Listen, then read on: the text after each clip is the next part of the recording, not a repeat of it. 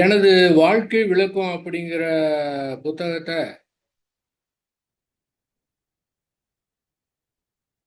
ஏற்கனவே படித்தவர்கள் இருந்தாங்கன்னா இன்னொரு முறை எடுத்து படிக்கலாம்.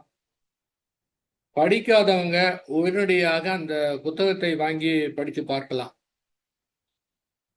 ஒரு சாதாரண மனிதனுடைய வாழ்க்கையிலே என்னெல்லாம் நடக்குமோ அதை விட அதிகமாக அருள் தந்தை வேதாத்திரி மகரிஷி அவருடைய வாழ்க்கையிலே நடந்திருக்கின்றது. ஏதோ எடுத்த எடுப்புலயே அவர் மகானாலாம் பிறக்கல. அந்த மகானாக இருக்கக்கூடிய வரக்கூடிய அளவிலே தன்னுடைய தகுதியை வளர்த்து கொண்டார். அதுதான் நம்ம தெரிஞ்சுக்கணும். அனாவசியமான ஒரு கற்பனையான எதிர்பார்ப்பு தேவையில்லை. அதாவது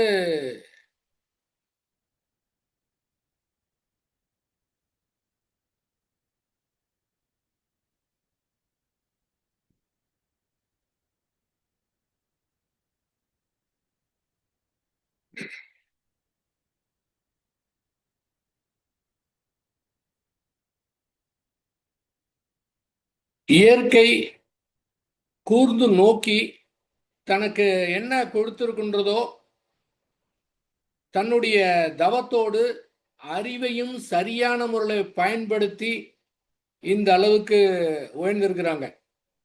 இது சாதாரணமான விஷயம் கிடையாது.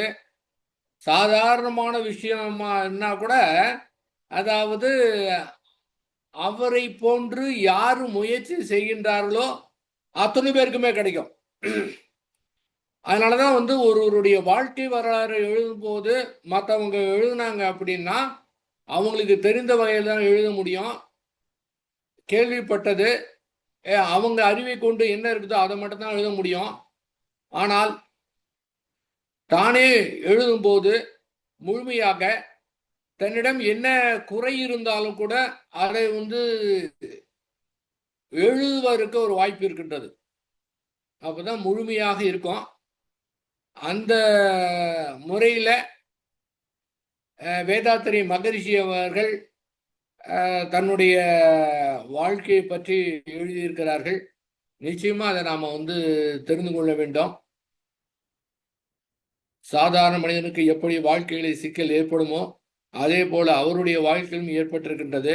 எப்படி சாதாரண மனிதனுக்கு ஒரு சோர்வு ஏற்படுமோ அதே போல அவருக்கும் சோர்வு ஏற்பட்டிருக்கின்றது. அதிலிருந்து மீண்டு தன்னுடைய கடமைகளை செய்யும்போது ஒரு சிக்கல் ஏற்பட்டதுன்னா அதுக்கு பிறகு அடுத்த சிக்கல், அது போயிடுச்சுன்னா அடுத்த சிக்கல், இது போல அது வந்து கொண்டுதான் இருக்கும். வேதாத்திரி மகரிஷி அவர்களும் அதற்கு விதிவிலக்கு கிடையாது. அதாவது இந்த உலகிலே ஏழை, பணக்காரன், வலியவன், எளியவன், ஆண், பெண், இல்லறத்தான், துறவரத்தான், இந்த மாதிரி எல்லா வகையிலுமே அத்துணை பேருடைய வாழ்க்கையிலே சிக்கல் தான் நிரம்பி இருக்கின்றது. முதலாவதான அந்த சிக்கலுக்கு பெரிய காரணம் என்னவென்றால் சமுதாயத்துடைய சூழ்நிலை. சமுதாய சூழ்நிலை எப்படி இருக்கின்றதோ அதற்கு ஏற்றாற் போலதான் இங்க சிக்கல் ஏற்படுது. அப்ப அந்த சமுதாய சூழலிலே அந்த சூழல் தனி மனிதனை அழுத்து விடுகின்றது. அது விடுபட தெரியாம இந்த மனித சமுதாயமே தத்தளித்து கொண்டிருக்கின்றது.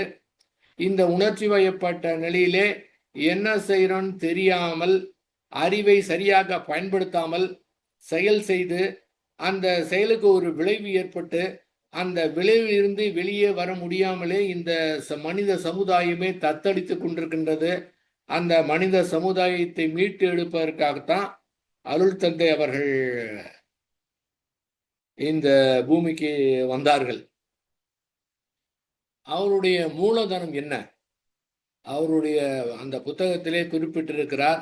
அவருடைய மூலதனம் என்னவென்றால் ஒழுக்கம், சிந்தனை, உழைப்பு, பெரியோர்களிடத்திலே வைத்திருக்கிற மதிப்பு. இதைத்தான் மூலதனமாக கொண்டு இடைவிடாத முயற்சி இதை செய்து கொண்டிருக்கிறாங்க. இதை செய்ததுனாலதான் அவருக்கு வெற்றி கிடைத்தது. பாருங்க, மூலதனம் என்ன இருக்குன்னு பாருங்க. வேற எதுவுமே கிடையாது. ஒரு வெற்றி பெற வேண்டும் என்றால் வெற்றி தானாகலாம் கிடைக்காது.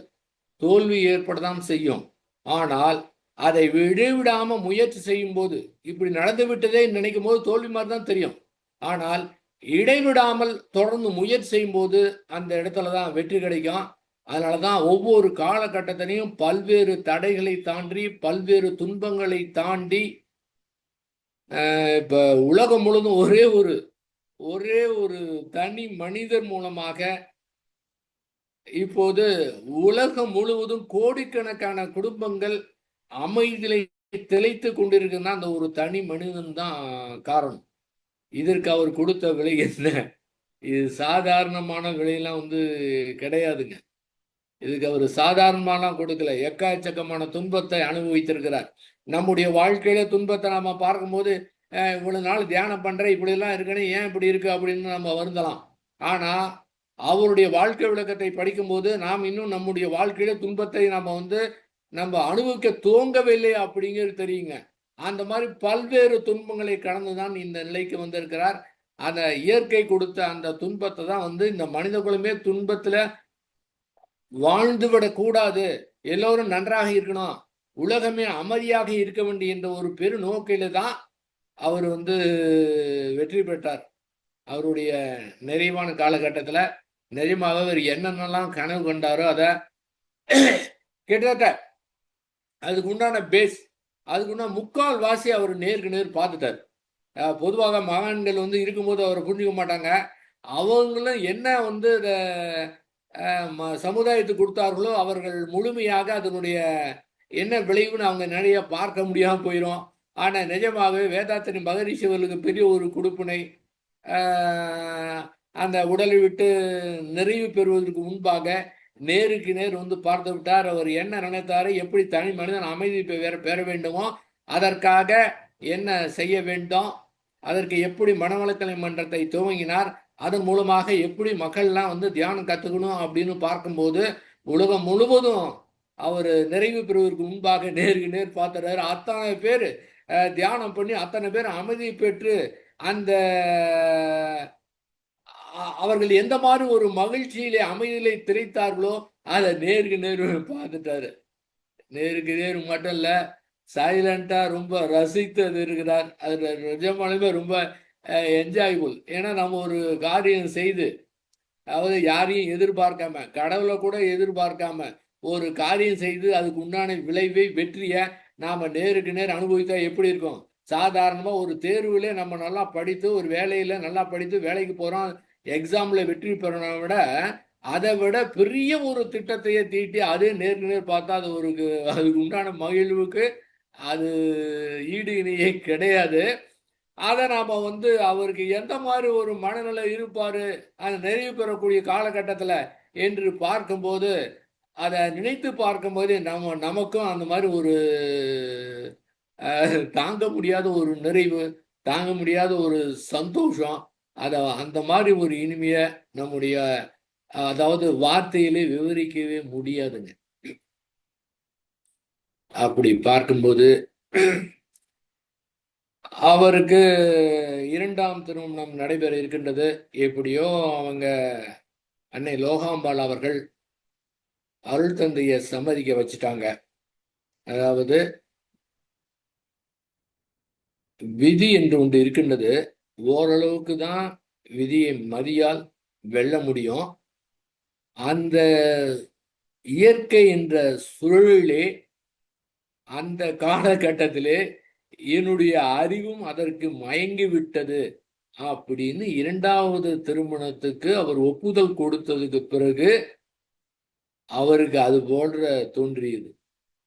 அன்னை லோகாம்பாள் அவங்க என்ன சொன்னாங்க, நீங்க பயப்படவே தேவையில்லை, நாங்கள் அந்த ஒற்றுமையோடு இருப்போம் அப்படின்னு ஒரு உறுதி கொடுக்குறாங்க. இயற்கையை கூர்ந்து பார்க்கணும். அந்த காலகட்டத்தில் இந்த மாதிரி நடைமுறை வாழ்க்கையிலே ஏற்படக்கூடிய சிக்கல், அதற்கு மாறாக உள்நோக்கிய பயணத்துல உயிர்னா என்ன, தெய்வம் என்றால் என்னன்னு ஆராய்ச்சி. காலையில 4 மணி முதல் இரவு 10 மணி வரை கடுமையான உழைப்பு. இரவு முழுவதும் அந்த இறைநிலையை பற்றி தெரிந்து கொள்ள வேண்டும் அப்படிங்கிற ஏக்கம். அந்த ஆராய்ச்சி செய்து கொண்டே இருக்கின்றார். திரு கிருஷ்ணாராவ் அப்படிங்கிற குரு அவர்கள் பயிற்றுவித்த பஞ்சபூத தத்துவ பூங்காவிலே நான் 10 ஆண்டுகள் கழித்திருக்கின்றேன் அப்படின்னு சொல்றார். இந்த பஞ்சபூதத்தை பற்றி ஆராய்ச்சி. ஒரு நாள் விடியற்காலை 3 மணி அளவிலே அவருக்கு விழிப்பு விட்டது. அப்போது அவருக்கு தோன்றுகின்றது, இதை ஆராய்ச்சி செய்து கொண்டிருக்கும் போது, அதாவது இந்த பஞ்சபூதங்களை பற்றி ஆராய்ச்சி செய்யும் போது இயற்கையே அவருக்கு அந்த ஆராய்ச்சி செய்ய அந்த சிந்தனை வளர வளர அவருடைய அறிவுக்கு விளக்கம் கிடைக்கின்றது. பஞ்சபூதங்கள் கூட்டாக தான் அனைத்துமே இருக்கின்றது. அந்த உயிர்ங்கிறது எப்படி இருக்கின்றது, இதற்கு மூலம் என்ன, இந்த 5 பூதம், அதற்கு மேல இருக்கக்கூடிய அந்த சுத்தவெளி, அதை தவிர எதுவுமே கிடையாது. இந்த உயிர் தான் எப்படி இருக்கின்றது தெரியவில்லை. அதன் காரணமாக இந்த விண்ணு தான் உயிரா இருக்கின்றது அப்படிங்கிறது அவருக்கு விளக்கம் கிடைத்தது.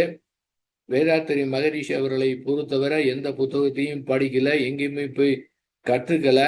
ஆனால் சுயமாக சிந்தித்து ஆராய்ச்சி செய்து எப்போதும் அதே நினைவிலே இருந்து இயற்கை கொடுக்கக்கூடிய பாடத்தை அவ்வப்போது, அதாவது தியானம் பண்றதுக்கு எனக்கு நேரமே கிடையாது அப்படின்னு சொல்லலாம். ஆனா வேதாத்திரி மகரிஷி அவங்க அந்த ஆராய்ச்சியோடு இருக்கும்போது நடைமுறை வாழ்க்கையிலே என்னென்ன நிகழ்ச்சிகள் நடைபெறுகின்றனவோ அந்த நிகழ்ச்சியெல்லாம் கூர்ந்து பார்த்து இயற்கை எனக்கு என்ன பாடம் கற்றுக் கொடுக்கின்றது, இந்த நபர்கள் இயற்கை கொடுக்கக்கூடிய அந்த காட்சி அனைத்துமே, இது அனைத்துமே எனக்கு ஒரு நூலாக கிடைத்தது. புத்தகம் படிக்கிற மாதிரி இந்த நடைமுறை வாழ்க்கை சிக்கல்ல அழுந்து விட்டு அதுலயே மூழ்கி விட்டு எனக்கு நேரமே கிடைக்கிறேன்னு சொல்றதை விட, அதே நடைமுறை வாழ்க்கையிலே என்னென்ன நிகழ்வுகள் நடக்கின்றன, யார் எந்த நபர்களை சந்திக்கின்றோம், அவர்களிடத்திலே பாடத்தை கற்றுக்கொள்ளலாம். ஏனென்றால் இயற்கை அந்த மாதிரி அத்துணை பேருக்குமே பாடம் கற்றுக் கொடுத்து கொண்டே இருக்கின்றது. அவ்வளவு பேருக்கு கற்றுக் கொடுத்து கொண்டிருக்கின்றது. அதை வேதாத்திரி மகரிஷியவர்கள் ஈஸியா அவங்க கத்துக்கிட்டாங்க. அதனால பல்வேறு விளக்கங்கள் நிகழ்ச்சியின் மூலமாக, நபர்களின் மூலமாக எனக்கு கிடைத்தது அப்படின்னு சொல்றாங்க. அதன் பிறகு இதற்கு மூல காரணம் சுத்தவெளி, அது ஒன்றுமே கிடையாது. அப்புறம் எதற்காக அதுக்கு என்று மெய்ப்பொருள் என்று வைத்தார்கள் என்று ஆராய்ச்சி செய்து இந்த சுத்தவெளி தான் அனைத்துமே தோன்றியிருக்கின்றது. 5 பூதங்களாக மாறியது இந்த உயிரின பரிணாமம். இந்த பிரபஞ்ச பரிணாமம் எல்லாமே அவர்களுக்கு அறிவுக்கு காட்சியாக தெளிவாக தெரிந்தது. யாரொருவர் அந்த மாதிரி சிந்தனையோடு அறிவை சரியான முறையிலே பயன்படுத்தினார் என்றால் அத்துணை பேருக்குமே அறிவுக்கு விளக்கம் கிடைக்கும். இந்த படித்து தெரிந்து கொண்டால் கூட வேதாத்திரி மகரிஷி அவங்க தனக்கு உள்ளுணர்வாக ஏற்பட்டதை இந்த தத்துவங்கள்லாம் கண்டுபிடித்து அதன் பிறகு பழைய நூட்களை எடுத்து பார்க்கும்போது ஓரளவுக்கு ஒத்திருக்கின்றது. இருந்தாலும்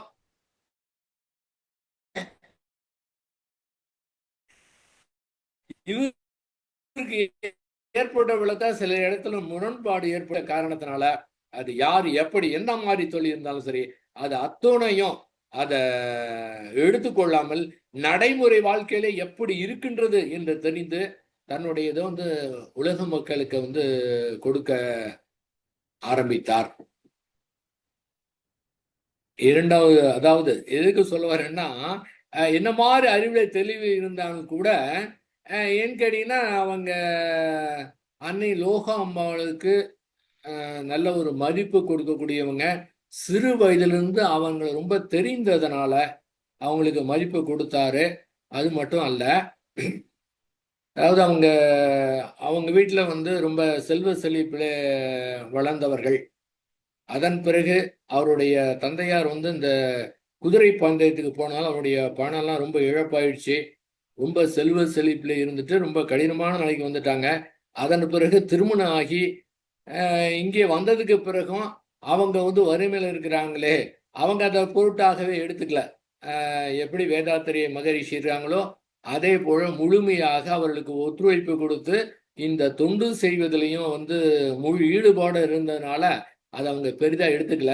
அவங்க பெரிதாக எடுத்துக்கொள்ளவில்லை என்றாலும் கூட வேதாத்திரி மகரிஷி அவர்களுக்கு அந்த மாதிரி ஒரு உணர்வு வந்து ஏற்பட்டது. இந்த மாதிரி வசதியாக வாழ்ந்தவங்க இந்த மாதிரி இவங்களுக்கு வந்து இந்த வறுமையில வாழக்கூடிய சூழ்நிலை ஏற்பட்டு விட்டதே அப்படின்னு. அப்போ அவங்க எப்படியோ சொல்லி அருள் தந்தை அவர்களை ஒத்துக்க வச்சுக்கிட்டாங்க. அதுதான் சொல்றாங்க. எந்த மாதிரி இருந்தாலும் சரி, இந்த அறிவினுடைய அந்த மயக்கத்து காரணமா அதை வந்து ஒத்துக்கிட்டேன் அப்படின்னு வந்து சொல்றாங்க. ஆனால் அது மாதிரி ஒத்துக்கிட்டா கூட அந்த காலகட்டத்தில் திருமணம் நடைபெறவில்லை. ஏனென்றால் இயற்கை வேற மாதிரி இருக்குது. அந்த காலகட்டத்தில் என்ன ஆயிற்று, அருள் தந்தை இவர்கள் போஸ்ட் ஆஃபீஸில் மவுண்ட் ரோட்டில் சென்னை போஸ்ட் ஆஃபீஸில் ஒர்க் பண்ணிட்டு வெளியில் வந்துட்டு ஒரு இடத்துல வந்து அவர் வந்து இந்த பால் வியாபாரம் செய்கிற இடத்துல அவர் கொஞ்சம் பணம் கொடுக்க வேண்டி இருந்துச்சு. அதை வாங்கிறதுக்காக போயிட்டு வராங்க, சைக்கிள் வராங்க.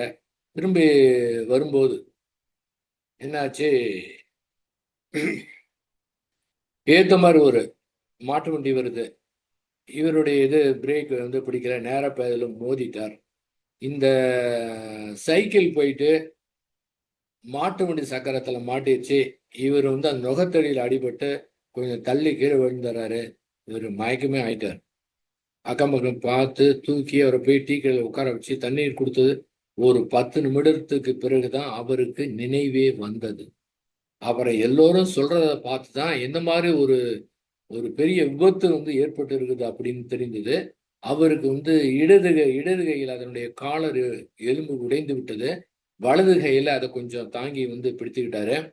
அந்த நேரத்தில் அவருக்கு வந்து அந்த தெரிந்த ஒரு பையன் வந்து வராரு. அவர்கிட்ட வர சொல்லிட்டு இவர் வந்து சென்ட்ரல் ரயில்வே ஸ்டேஷனுக்கு ஏற்ற மாதிரி இருக்கிற ஜிஹெச்சில் போயிட்டு அந்த டாக்டரை போய் பார்க்குறாரு. அந்த டாக்டர் வந்து கொஞ்சம் வெயிட் பண்ணுன்னு சொல்லிட்டு போனாராம். கிட்டத்தட்ட 1 மணி நேரமாக அவர் வரவே இல்லையாம். இந்த வலியோடு வேதனையோடு அந்த மன கஷ்டத்தையும் ஏற்றுக்கொண்டு அதன் பிறகு திரும்ப ஒரு ரிக்ஷா பிடித்து சிந்தாதிரிப்பேட்டையில ஒரு எலும்பு முறிவு வைத்தியர்கிட்ட போயிட்டு அவர் வந்து எலும்பு முறிவு ஒரு கட்டு போட்டு காயத்துக்கு மருந்து வந்து கொடுத்துருக்கிறாரு. அதுக்குள்ள வர வழியில ஒரு ஒரு அன்பரை பார்த்து வீட்டுக்கு வந்து சொல்லி கூடுவாஞ்சேரிக்கு வீட்டுக்கு வந்து இந்த மாதிரி அடிபட்டுருச்சு அப்படின்னு சொல்லி அனுப்பியிருக்கிறார். ஆனா அங்க போனது வேற மாதிரி திருத்து போயிடுச்சு. அவர் கார்ல அடிபட்டு உயிருக்கு ஆபத்தாக இருக்கிறார் அப்படின்னு சொல்லிட்டாங்க. அதன் காரணமாக அருள் தந்தையருடைய மனைவியும் அன்னை லோகாம்பாள் அவர்களும் அருள் தந்தையுடைய அன்னை சின்னம்மா அவர்களும் அவர்கள் அழுகையிலேயே அந்த கூடுவாஞ்சேரி கிராமமே அப்படியே கலங்கி விட்டது. அப்புறம் இவருடைய நண்பர் ஒருத்தர், முஸ்லீம் நண்பர் ஒருவர், நான் போய் நேராக பார்த்துட்டு வரேன் அப்படின்ட்டு அவரு எக்மோர் ஸ்டேஷனுக்கு வந்து வராரு. அவங்க 2 பேருக்குமே ஃபர்ஸ்ட் கிளாஸில் டிக்கெட் இருக்கு. மகரிஷி அவங்க ட்ரெயினில் ஏறி வராங்க. அவரால் நகரக்கூட முடியல. 10:30 மணிக்கு தான் கூடுவாஞ்சேரிக்கு ட்ரெயின் வருது. கொஞ்ச நேரம் ட்ரெயின் நிறுத்தப்பட்டு இருக்கின்றது. இவங்களை மேலே வந்து ஒரு 4 ஆட்கள் பேராக நகரக்கூட முடியல மகரிஷினால. 4 பேர் ஏறி அவரை இறக்கி ஒரு கட்டில் படுக்க வைத்து அப்புறம் தான் கிராமத்துக்கு கொண்டு போயிருக்கிறாங்க. அதை பார்த்துட்டு அவங்களுடைய அன்னை லோகாம்பாள் அவர்கள் அவங்க அந்த கதல் என்னால் தாங்க முடியலன்னு சொல்லியிருக்காரு மகரிஷி. அதாவது இது வந்து அடிபடுது, ஒரு வாரத்தில் சரியா போயிடும் அப்படின்னு ஆறுதல் சொல்லியிருக்கிறார். கும்பலா வந்துட்டாங்க. அன்னைக்கு நைட்டு அவர் கூட அவரை சுற்றி ஒரு 25 பேர் இருந்தாங்க. அப்புறம் இரவு 3 மணிக்கு தான் தூங்கினாராம். அடுத்த நாள் காலையில் எல்லா ஊரும் வந்து பார்க்க வந்துட்டாங்க. அப்போதும் சரியாகவில்லை. அப்புறம் திரும்ப இன்னொரு இடத்துல போய் அது கட்டு போட்டு ஒரு வாரத்துக்கு பிறகு அந்த எலும்பு முறிவு சேர்ந்து விட்டது, சரியாகி விட்டது. இந்த விபத்தின் காரணமாக அந்த ஆண்டு அவர்கள் நினைத்திருந்த 2வது திருமணம் நடைபெறவில்லை. அதன் பிறகு 2ஆம் உலகப் போர் அப்பதான் துவங்குது. அந்த காலகட்டத்தில் இந்த சமுதாயத்துக்கு நாம் ஏதாவது செய்ய வேண்டும் அப்படின்னு இயற்கையாகவே அருள் தந்தையிடத்திலே இருக்கக்கூடிய அந்த அவா என்ன பண்றாரு, அந்த போஸ்ட் ஆடிட்ல ஒரு அதாவது ஃபர்ஸ்ட் எய்டு கொடுக்கறதுக்கு, இந்த மாதிரி போர்லாம் ஏற்பட்டதுன்னா அங்க அடிபட்டவங்களுக்கு ஃபர்ஸ்ட் எய்டு கொடுக்கறதுக்கு ஒரு பயிற்சி, அதன் பிறகு இந்த தற்காப்பு அதுக்கு உண்டான பயிற்சி, அதெல்லாம் போய் அங்க போய் மகரிஷி அவங்க கத்துக்கிறாங்க. இந்த துப்பாக்கி சுடக்கூடிய பயிற்சி தவிர இராணுவத்தில் என்னென்ன உண்டோ அது அத்தனையுமே கத்துக்கிறாங்க. அதுக்கு இராணுவ உடையிலே இருக்கிறாங்க. அந்த ஆபீஸ்க்கு கூட 2 நாட்கள் அந்த மாதிரி தான் போகணுமா. இந்த பாதுகாப்பு காரணமாக இந்த போஸ்டல் ஆடிட் ஆபீஸ் என்ன பண்ணிட்டாங்க, கோயம்புத்தூருக்கு மாத்திட்டாங்க. இப்ப குடும்பத்தை விட்டு அவரால் கோயம்புத்தூருக்கு போக முடியல. அதனால ஒரு 6 மாதம் அருள் தந்தை அவர்கள் லீவ் போட்டுட்டு இருக்கக்கூடிய வேலையை பார்க்குறாங்க. அங்கே ஆபீஸ் இருக்கும்போது அவர் என்ன செய்வார், அதாவது இந்த வறுமையை போக்க வேண்டும் என்பதற்காக அவர் எல்லாமே சேர்த்துக்கிறார். அதாவது அவர் மாஸ்டர் ஆஃப் ஆல் சப்ஜெக்ட்ஸ் அப்படின்னு சொல்லலாம். பாருங்க, போஸ்ட் ஆஃபீஸில் ஒர்க் பண்ணியிருக்கிறாரு.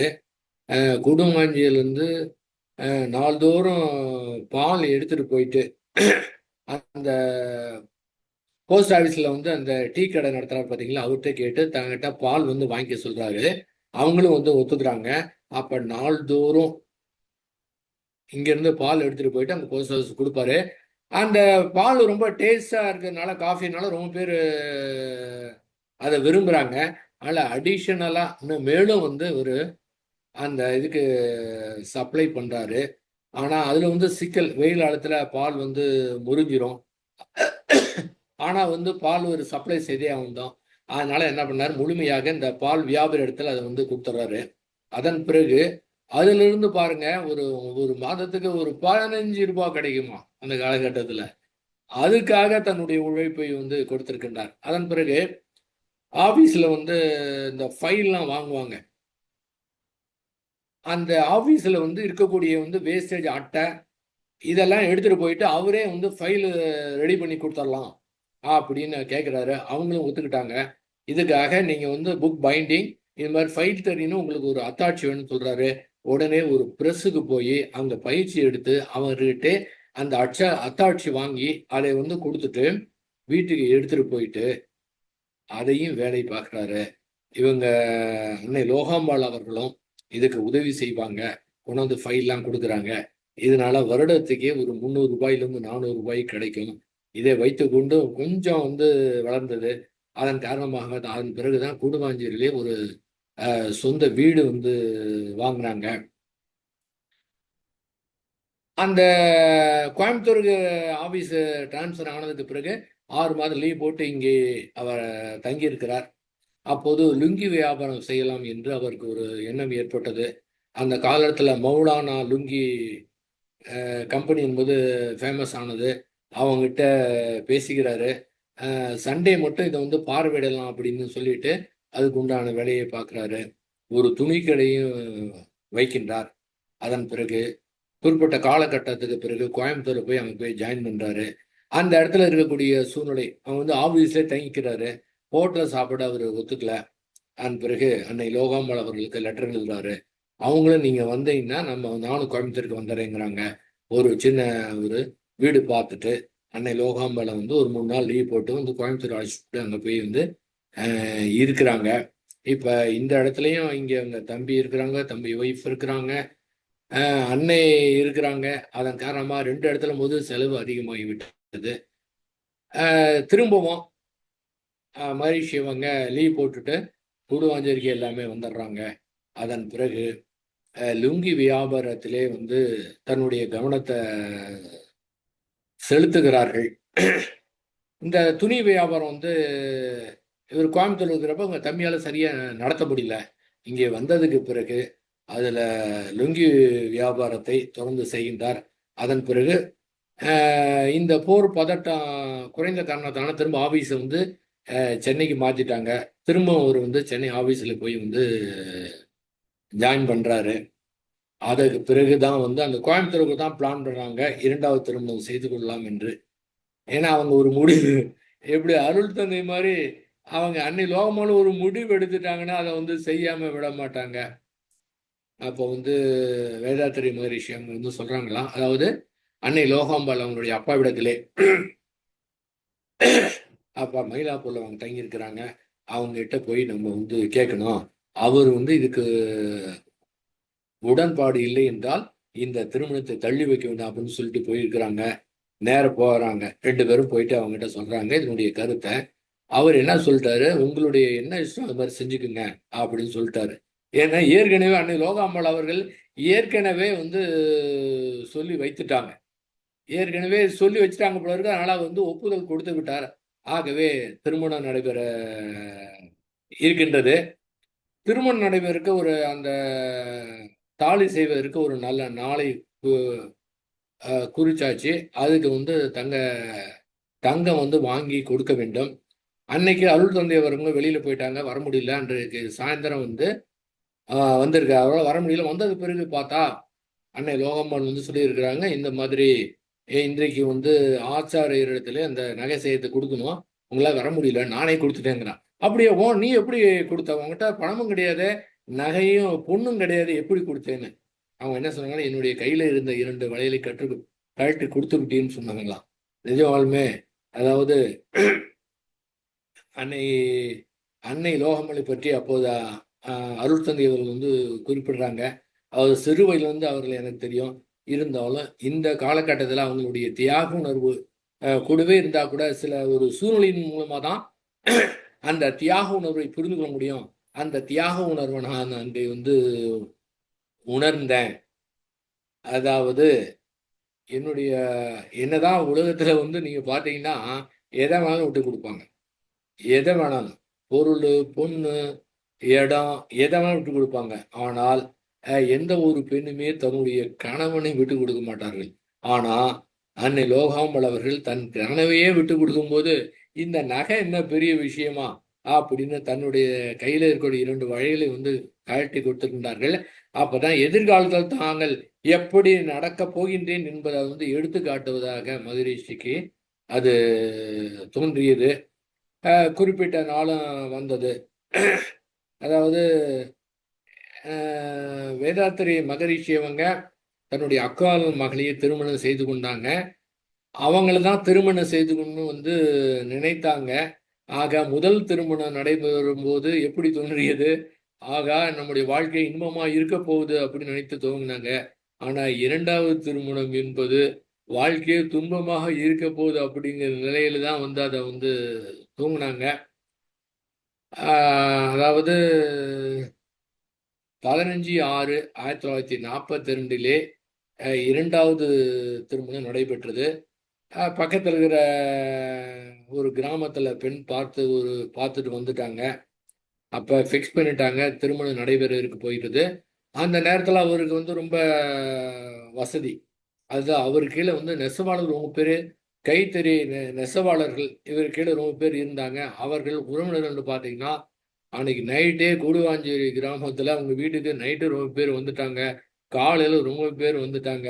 எல்லோரும் இந்த திருமணம் எப்படி நடைபெற போகுதுன்னு பார்க்க ஆவலோடு இருக்கிறாங்க. அங்க இருக்கிற தாய்மார்கள்லாம் இவங்க எப்படி இருக்க போறாங்க? என்னதான் இருந்தாலும் வந்து அந்த காலகட்டத்துல வந்து 2வது திருமணம் நடைபெறுதுன்னா, அத தாலி எடுத்து கொடுக்கறது முதல் மனைவி தான் தாலி எடுத்து கொடுக்கணும்.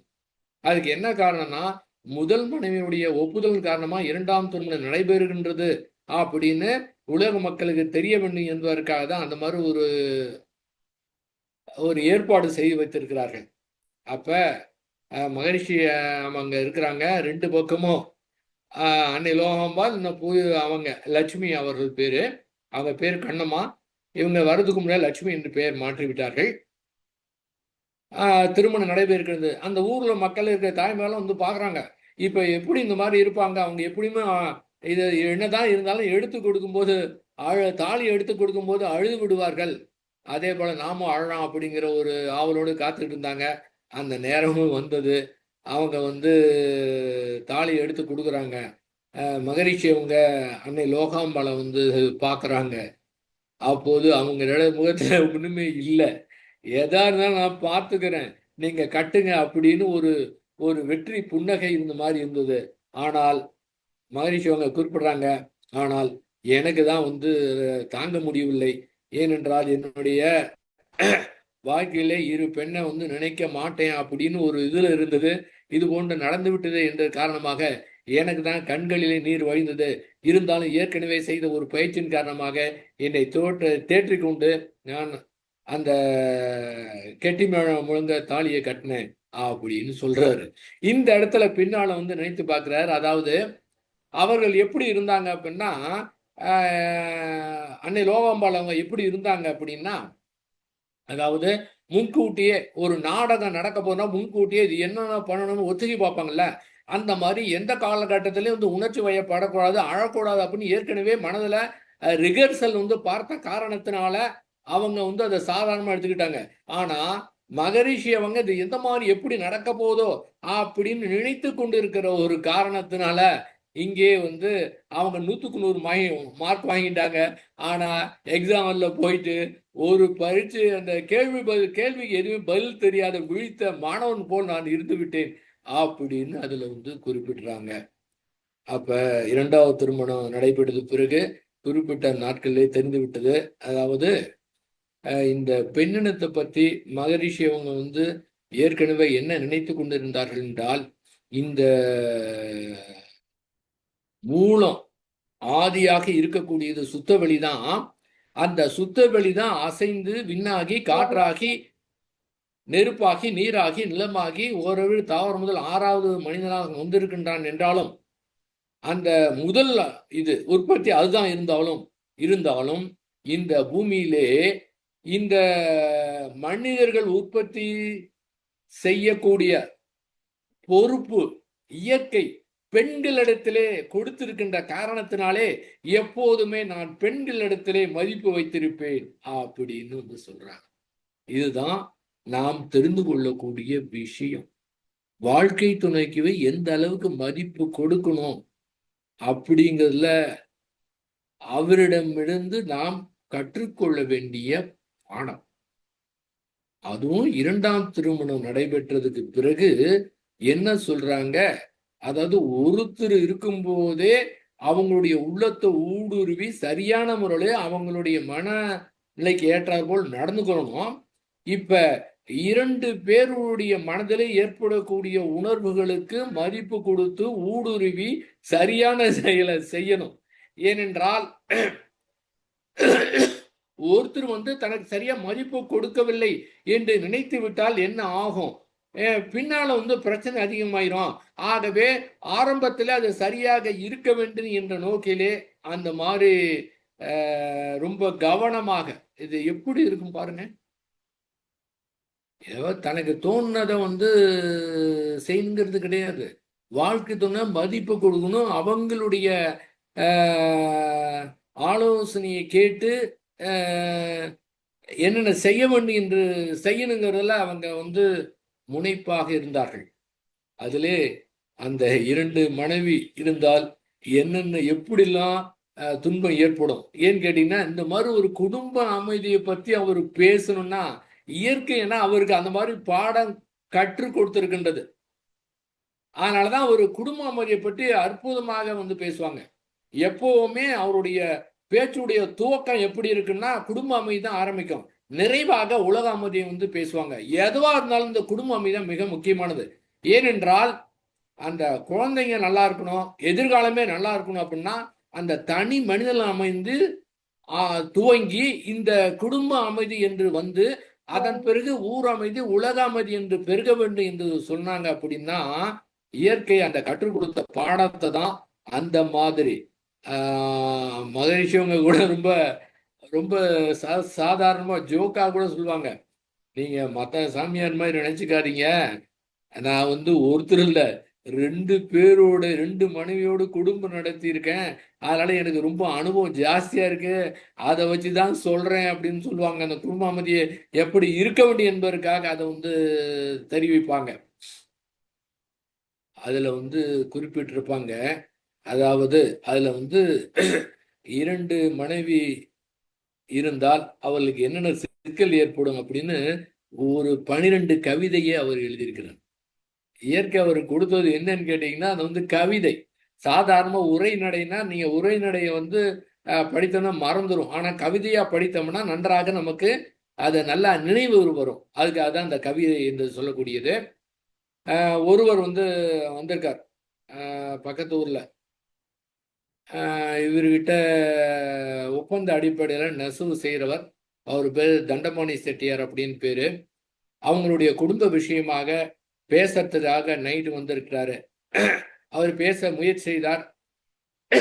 அருள் என்ன பண்ணாங்க, இந்த கவிதைகளை நீங்க படிங்க, அதன் பிறகு நம்ம காலையில பேசிக்கலாம் அப்படின்னு சொல்லிட்டு அந்த கவிதைகளை வந்து கொடுத்தார். அவர் கவிதைகளை வாங்கி வந்து படித்தார். எப்பவுமே அவர் இருந்தார்னா இருந்துட்டு காலையில பேசிட்டு இருந்துட்டு சில பணம் வாங்கினா வாங்கிட்டு அவர் போவார். ஆனா அன்னைக்கு என்ன ஆச்சுங்க, நைட்டு காலையில இருந்து பார்த்தா அவர் வந்து அவர் ஊருக்கு போயிட்டாரு. மகரிஷிட்ட சொல்லாமே போயிட்டாரு. ஆனா மகரிஷியுடைய தம்பிகிட்ட சொல்லி போயிருக்காரு. நான் வந்து குடும்ப சிக்கலின் காரணமாக பெரியவர்கிட்ட ஒரு யோசனை கேட்கலான்னு வந்தேன். ஆனா அந்த அதுக்கு உண்டான விடை இப்போது கிடைத்து விட்டது. ஆகவே நான் இப்பவே ஊர் கிளம்புறேன் அப்படின்னு விடியகாலமே எழுந்து கிளம்பி போயிட்டார். மகரிஷிட்ட சொல்லிடுன்னு சொல்லிட்டு போயிருக்காரு.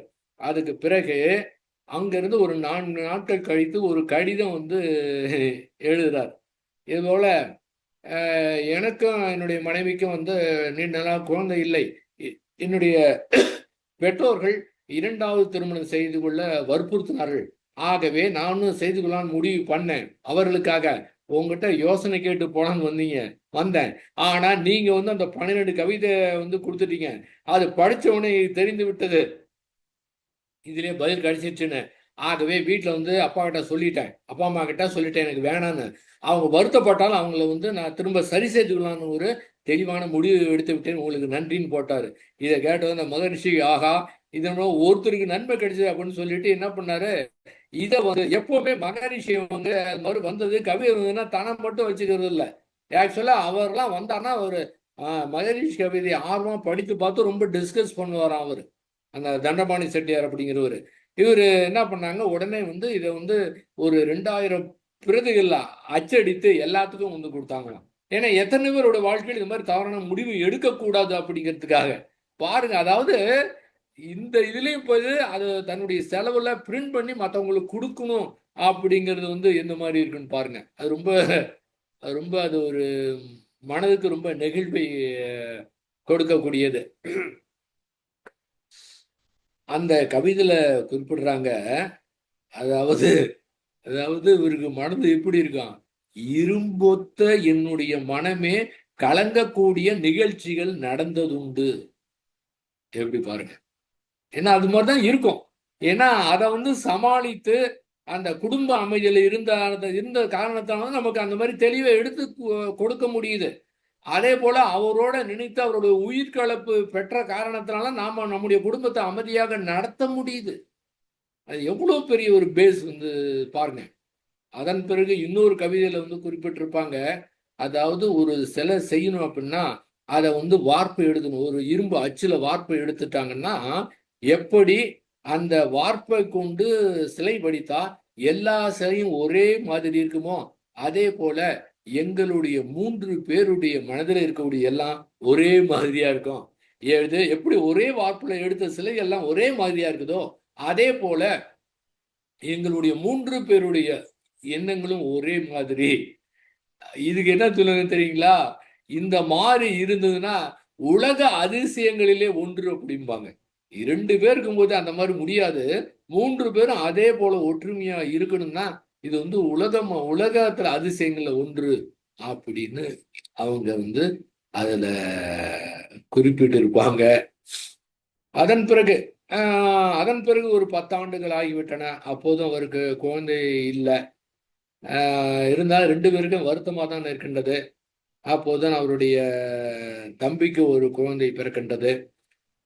குழந்தை பிறந்தோடனே தம்பியுடைய மனைவி வந்து ஒரு நோயின் காரணமாக இறந்துட்டாங்க. ஆகவே அந்த குழந்தையை வளர்க்கக்கூடிய பொறுப்பு இவங்களுக்கு வந்தது. இவங்க 2 பேருக்குமே அந்த குழந்தையை வளர்க்கின்ற ஒரு காரணத்தினால இவங்களுக்கு அந்த குழந்தை இல்லை அப்படிங்கிற ஒரு துக்கம் வந்து குறைந்தது. அவங்க பேர் தான் வந்து ஞானாம்பிகை அப்படின்னு பேர் அவங்களுடைய பெயர். இவங்களே நல்லா வளர்க்குறாங்க. மகரிஷி அவங்களுக்கு அதெல்லாம் சொல்லுவாங்க. இந்த விளக்கம் வந்து அவங்களுக்கு நேரடியாக மகரிஷியோட கேட்கக்கூடிய ஒரு பாக்கியம் அவர்களுக்கு வந்து கிடைத்திருக்கின்றது. அப்போது ஒரு நண்பர் ஒருத்தர் வந்தாராம். அவருக்கு வந்து ஒரு கதை சொல்லுங்கன்னு அந்த ஞானாம்பிகை அருட்தந்தருடைய தம்பி மகள் ஞானாம்பிகை கேட்டிருக்கிறாங்க. அவரு ஒரு கதை சொன்னாருன்னா அந்த வள்ளுவரை பற்றிய கதை. வள்ளுவர் என்ன பண்ணாரு, அவர் வந்து திருமணத்துக்காக பெண் தேடி கொண்டிருக்கின்றார். அப்போது மணல் முடிச்ச தோல்மேல போட்டுட்டு ஊர் ஊரா போயிட்டு இருக்காரு.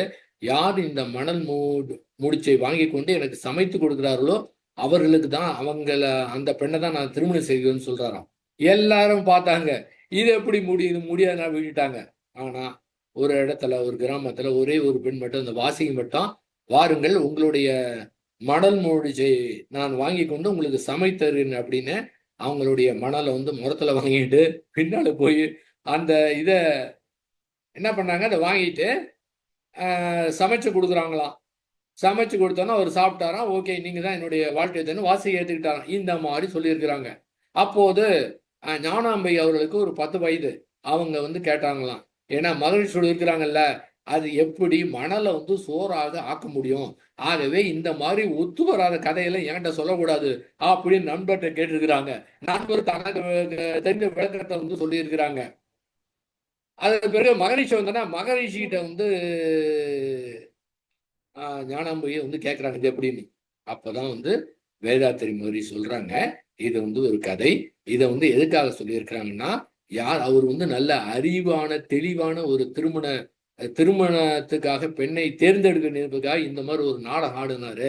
அவங்க என்ன பண்ணாங்க, ஒரு தன்னுடைய அறிவின் திறமையின் காரணமாக அந்த மணல் மூட்டையை வாங்கி பின்னால முறத்துல வாங்கி பின்னால் கொண்டிட்டு சமைத்து கொடுத்தாங்க. இந்த மாதிரிக்காக தான் இது இருக்கும் அப்படின்னு சொன்ன உடனே அவங்களுக்கு ஒரு நிறைவு வந்து கிடைத்துதான். இந்த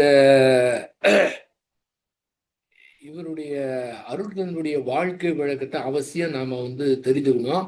இப்போது இல்லாட்டையும் எதிர்காலத்துல யூடியூப்ல பார்க்கும்போது யாராவது ஒரு நபருக்கு கூட அந்த படித்து ஒரு மாற்றம் ஏற்பட்டா அது கூட உலகத்துல பெரிய ஒரு மாற்றத்தை ஏற்படுத்த முடியும். ஏன்னா எந்தவித எதிர்பார்ப்பும் இல்லாம கடவுளை கூட வேண்டாம தன்னுடைய சுயமான செயலின் மூலமா தான் அத்துணையும் அடைவேன் அப்படிங்கிறத நாம வந்து அவரிடமிருந்து எடுத்துக்கணும். அந்த செயல் விளைவு தத்துவம் என்பது நமக்கு என்ன விளைவு வேண்டுமோ அதுக்கு உண்டான விளைவு உண்டான செயலை செய்யணும். கடவுள்கிட்ட கூட கேட்க தேவையில்லை, யாரை கூட எதிர்பார்க்க கூட தேவையில்லை. அதுக்கு உண்டான செயலை செய்தோம் என்றால் அதுக்கு உண்டான விளைவை யாரும் மறுக்க முடியாது, மறைக்க முடியாது. அந்த மாதிரி நம்முடைய வாழ்க்கையிலே முன்னேற வேண்டும், நம்முடைய வாழ்க்கை தரத்தை வந்து முன்னேற்றிக்கணும். அதே சமயத்துல இந்த தத்துவங்களை தெரிந்து கொள்ள வேண்டும், இயற்கை சரியான முறையில் புரிந்து கொள்ள வேண்டாம். அது அத்துணைக்கும் நம்முடைய அறிவை கொண்டுதான் செய்யணும். புத்தகத்துல படித்தோம் கேட்டோம் அப்படின்னு இல்லாம அறிவை கொண்டு சிந்தனை செய்து ஆராய்ச்சி செய்து தெளிவான ஒரு நிலை, அதாவது சுயமா சிந்தித்தே தெளிவான்னு சொன்னார் பாத்தீங்களா, அந்த மாதிரி தெளிவான அறிவாட்சி தரத்தோடு நாம் நம்முடைய வாழ்க்கையை நடத்தணும் என்றால் எப்போதும் உலக சமுதாய சேவா சங்கங்களும் சரி, மனவளக்கலையிலும் சரி, எல்லா இடத்துலையும் எப்போதும் சொல்லக்கூடிய அதுதான். இதை தவிர வேற ஒண்ணுமே செய்ய முடியாதுங்க. அந்த உலக அமைதிக்கு வேற எதுவுமே செய்ய முடியாது.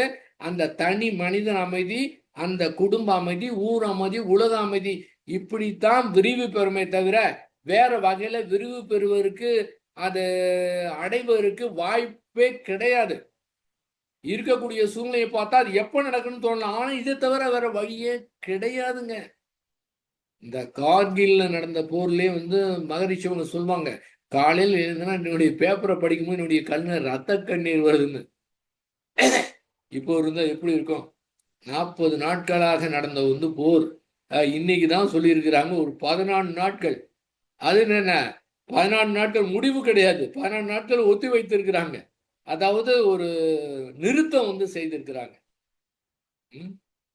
நிஜமாகவே ஒரு தனி மனிதன் எந்தவித போராட்டமும் இல்லாமல் தெளிவான அறிவோடு வரக்கூடிய வாழ்க்கை சிக்கலை ஏற்றுக்கொண்டு இதிலிருந்து எப்படி விடுபட வேண்டும் என்று சரியான செயலை செய்து உணர்ச்சி பயப்படாமல் அறிவை பயன்படுத்தி அதிலே வெற்றி கண்டு தன்னுடைய மனதில் எந்தவித போராட்டமும் இல்லாம ஒரு அமைதி நிலை இருந்தா இந்த அமைதி நிலையான மனிதனிலிருந்து வரக்கூடிய விரிவலையே உலகத்துல மாபெரும் மாற்றத்தை ஏற்படுத்தும். இது கண்ணுக்கு தெரியாத யாராலும் கண்டுபிடிக்க நம்ம நிரூபிக்க தேவையில்லை. நம்முடைய மனது அமைதியா இருக்கு என்ற ஒன்று நமக்கு தெரிந்தால் போதுமானது. அது ஒவ்வொருவரும் நாம் அதற்கு முயற்சி செய்யணும். அவருடைய அந்த கண்ட கனவு, அந்த ஏனை ஏக்கம், அதை வந்து அந்த உயிர் கலவு பெற்றவங்களுக்கு மட்டும்தான் தெரியும். அந்த மாதிரி அந்த அவரோட உயிர் கலவு பெற்று அவருடைய அந்த கண்ட கனவு, அந்த போரில்லா நல்லுலகத்தை நாம ஏற்படுத்துறோம். இந்த போதையில்லா தமிழகத்தை நாம வந்து உருவாக்கணும். நம்ம வீட்டில் இருக்கிற இளைஞர்களை, குழந்தைகளை நல்லபடியாக வளர்ப்பதற்கு கணவன் மனைவி ஒருத்தருக்கு ஒருத்தர் ஒத்து உதவி புரிந்து கொண்டு அவங்க எதேன்னு சொன்னா கூட அதை வந்து சொல்லாத மாதிரி பாவித்து கொண்டு அந்த நிலையிலே நம்முடைய குழந்தைகளை நல்ல குழந்தையாக இந்த சமுதாயத்துக்கு கொடுத்து விட்டோம் என்றால் இதை விட பெரிய உலகத்துக்கு சேவையே செய்ய முடியாது. அப்படி அந்த போதையில்லா தமிழகத்தை நம்ம ஏற்படுத்தணும். இப்ப இப்ப நடக்கக்கூடியது சில இது நான் சொன்னேன்னா நல்லா தியானம் பண்ணி நல்ல உரை கேட்டிருக்கிறீங்க, உங்களுடைய மனம் வேதனைப்படும். அதனால நான் வந்து அதை சொல்ல விரும்பல.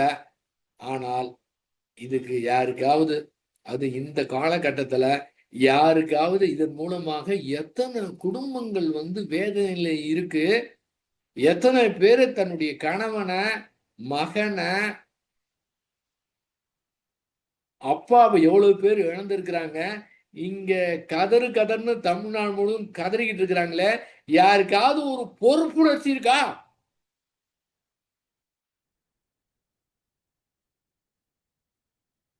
அதிகாரத்திலையும் பணத்திலையும் திரும்ப திரும்ப அதை அடையறதுக்கு தவித்து கொண்டவங்களுக்கு அந்த செயல் விழிப்பு தத்துவம் கண்டிப்பா இருக்கு. அதுல வந்து மாற்று கருத்தே கிடையாது.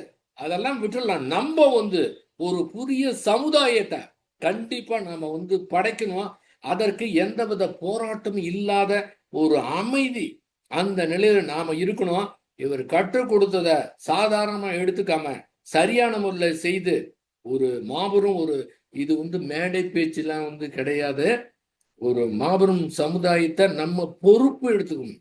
நம்மளால என்ன பண்ண முடியும் அதெல்லாம் கிடையாது. ஒருத்தர் இது மாதிரி என்ன பண்ண முடியும்னு ஒருத்தர் நினைச்சிருந்தாருன்னா இந்த மாதிரி இருக்குங்களா? ஆகவே நாம பொறுப்பு எடுத்துக்கணும். அவங்க செய்வாங்க இவங்க செய்வாங்க கிடையாது, நம்ம பொறுப்பு எடுத்துக்கணும். அந்த மாதிரி பொறுப்பு எடுத்துக்கொண்டு வாருங்கள் ஒரு புதிய சமுதாயத்தை படைப்போம் என்று கூறி உங்கள் அத்துணை பேருக்கும் என்னுடைய நன்றியை தெரிவித்துக் கொள்கின்றேன். ஃபேஸ்புக்கில் பார்த்து கொண்டிருக்கின்ற அத்தனை பேருக்குமே என்னுடைய நன்றியை தெரிவித்துக் கொள்கின்றேன். வாழ்க வையகம், வாழ்க வையகம், வாழ்க வளம்.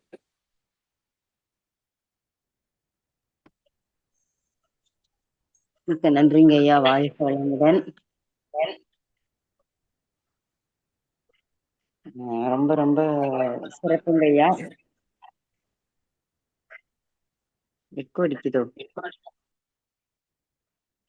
வாழ்க வளமுடன் ஐயா. அப்படியே மகரிஷி எப்படி வாழ்ந்தாங்க அப்படிங்கிறது ஒரு படம் பார்த்த மாதிரி இருந்தது. விஷுவலா பார்த்தா எப்படி இருக்கும் அந்த மாதிரி இருந்ததுங்க ஐயா அவங்களோட உரை.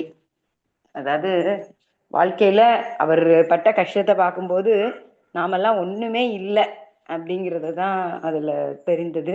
எந்த அளவுக்கு அந்த வறுமையில என்னெல்லாம் எல்லா துறைகளையும் கத்துக்கிட்டு எந்த அளவுக்கு உயர்ந்திருக்காங்கிறத படிப்படியா சொல்லி மனைவிக்காக இன்னொரு திருமணம் பண்ணி அந்த தம்பி மகள் எடுத்து வளர்த்து கோயம்புத்தூர் போய் அதை பால் வியாபாரம், சென்னையில போஸ்ட் ஆஃபீஸ் வேலை, என்னென்ன அவங்க பண்ணணுமோ எல்லாம் பட்டு எந்த அளவுக்கு உயர்ந்து அப்புறம் எவ்வளோ அளவுக்கு அவரோட மனதுல வந்து அந்த உலக அமைதி ஓடிட்டே இருந்ததுனாலதான் இறைவன் வந்து அவரை அந்த லுங்கி வியாபாரம் போனப்போ கூட அவர் அந்த எந்த ஒரு இதுவும் காட்டிக்கல, வருத்தப்படவே இல்லை. அப்ப நம்ம மனசுல ஆழமா நம்ம பதிய வேண்டியது என்னன்னா, இந்த அருட்தந்தையோட சீடரா இருக்கிற நாம எல்லாருமே அந்த போரில்லாத நல்லுலகம், இப்போ இந்த போர் நீங்க சொன்ன மாதிரி இப்போ ஒரு 14 நாள் ஒத்தி தான் வச்சிருக்காங்க. இதனால எவ்வளவு செலவு, எத்தனை உயிர்கள் இருந்திருக்காங்க. அருட்தந்தையோட வேதாத்திரியத்திலேயே முதல் பாயிண்ட் போரில்லா நல்லுலகம் தான். அதுக்காக தான் இப்ப நம்மளும் மனதார நேரம் இருக்கும் போதெல்லாம் மௌனத்துல நம்ம வாழ்த்துற அலை வந்து நிச்சயமா அந்த தலைவர்களுக்குள்ள உள்ளுணர்வா போய் அதுக்கு ஒரு மாற்றத்துக்கு நிச்சயமா நடக்கும். உலக சமாதானம். அதுக்கு நம்ம ஒவ்வொருத்தரும் அந்த குருவோட சீடரா இருந்து நம்ம அந்த பொறுப்பு எடுக்கணும்னு இருக்கீங்க. ஏன்னா ஒரு தனி மனிதன் நினைச்சு இன்னைக்கு கோடிக்கணக்கான குடும்பத்தை அமைதியாக்கும் போது, ஏன்னா அவர் எப்படி போராடி இருப்பாரு. முதல்ல அந்த பயிற்சியை கொடுக்கும்போது எல்லாரும் அவரை வரவேற்றிருப்பாங்களா, எவ்வளோ திட்டியிருப்பாங்க, எவ்வளோ பண்ணியிருப்பாங்க. இப்ப நம்ம போய் சொன்னோம்னா எல்லாருமே வேதாத்திரி மகரிஷி வாழ்க வளமுடன் பண்றோம்னா எல்லாருக்கும் தெரியுது. அந்த அளவுக்கு மக்கள் இருக்கும்போது நம்ம இதை ஈஸியா ஹேண்டில் பண்ணி கொண்டு போக முடியும். அப்ப இந்த 1 கோடி பேரு சரியா பயிற்சி செய்து சரியா அவங்க வாழ்ந்து இந்த உலகத்துக்கு கொண்டு போனோம். அதுல நம்ம ஒவ்வொருத்தரும் இந்த மகரிஷிக்கு நம்ம எவ்வளவு பலன் அடைஞ்சிருக்கோம், இதை நம்ம எப்படி இந்த சமுதாயத்துக்கு கொண்டு போகணும் அப்படிங்கிறத வந்துதான் நீங்க கடைசியா அதுல முடிச்சிருக்கீங்க. அப்ப நம்ம எந்த அளவுக்கு போரில்லா நல்லுலகம் இருக்கணும், தமிழகத்துல போதையில்லா தமிழகம், மது இதுல வந்து ரொம்ப இளைஞர்கள்லாம் போதையில இதா இருக்காங்க. அதையும் நம்ம வந்து நிச்சயமா கொண்டு வரணும்னா மாணவ மாணவிகளுக்கு வந்து இந்த காயகல்பம் இந்த பயிற்சிகளை நம்ம நிச்சயமா கொண்டு போகணும். இந்த டீனேஜ் ஸ்டூடெண்ட்ஸ்க்கு இது வந்து எங்களுக்கு ஆழமா புரிதலை கொடுத்துருக்குது. அதாவது நம்ம வாழ்ற காலத்துல எந்த அளவுக்கு இந்த சமுதாயத்துல இதை கொண்டு போகணும் இந்த பயிற்சிகளை அப்படிங்கிறத வந்து முதல்ல நம்ம வாழணும். நம்ம அலை அவங்களுக்குள்ள எல்லாருக்குள்ளேயும் மாற்றத்தை கொடுக்கணும். நம்ம அந்த குரு சொன்னபடி சரியா வாழணும், பயிற்சி செய்யணும், இந்த சமுதாயத்துக்கு என்ன கொண்டு போகணும் அப்படின்றத வந்து இந்த 1 மணி நேர உரை வந்து எங்களுக்கு ஆழமா கொடுத்துச்சு. அந்த அளவுக்கு நீங்க தெளிவா கொடுத்தீங்க ஐயா. ரொம்ப ரொம்ப நன்றி ஐயா. வந்து எல்லாருமே மனதார வாழ்த்தலாம். மிக சிறப்பாக அருள் தந்தை அவங்களோட அததான் எனது வாழ்க்கை விளக்கத்தை வந்து நம்ம திருப்பி திருப்பி திருப்பி படிக்கணும்னா அருட்தந்தையே அதை எழுதியிருக்காங்க. அப்போ இப்போ வேற யாராவது எழுதினா கூட அவங்கள பத்தியே கேட்டு கேட்டு வாங்குவாங்க. இது அருட்தந்தை. அதே மாதிரி அழகர் ராமானுஜம் ஐயாவோட இந்த நூற்றாண்டு தந்த மகான் அந்த புத்தகமும் அருட்தந்தைக்கு அவங்க காமிச்சு காமிச்சு அந்த இதெல்லாம் சரியா பண்ணி எழுதியிருப்பாங்கம்பாங்க. இதெல்லாம் நம்ம படிக்கும்போது தான் நமக்குள்ள அந்த உள்ளுணர்வுல வந்து அது தோணும். நம்ம எந்த அளவுக்கு குரு வாழ்ந்திருக்காங்க, நம்ம எப்படி நம்ம காலத்தை பண்ணணுங்கிறது நிச்சயமா படிக்காதவங்களா இருந்தா படிக்கலாம். படிச்சவங்க திருப்பி திருப்பி, ஏன்னா ஒவ்வொரு தடவை படிக்கும்போது நமக்குள்ள அந்த ஒவ்வொரு விஷயங்களும் நமக்குள்ள ஆழமா பதியும். அதை வந்து பயன்படுத்தணும் இந்த வாழ்க்கையில. இந்த மக்களுக்கு இதை கொண்டு போகணும். என்ன மகரிஷி சொல்லியிருக்காங்க, ஞானி சொன்னது பொய்க்காது, உலக சமாதானம் 150 ஆண்டுகள் நடக்கும்னு இருக்காங்க. அதுக்கு நம்ம ஒவ்வொருவருமே அதுல சிறப்பா செயல்படணும். இப்ப ஐயா வந்து நீங்க மௌனத்திலேயே வையகத்தை வாழ்த்திட்டு இருக்கிறீங்க. உங்க வாழ்த்தலை நீங்க முதல்ல பேசும்போது சொல்வீங்க, நான் பேசவே நிப்பாட்டிட்டேன் அப்படின்ட்டு. அப்புறம்தான் நீங்க இந்த விளக்கங்கள் எல்லாம் கொடுக்க ஆரம்பிச்சீங்க.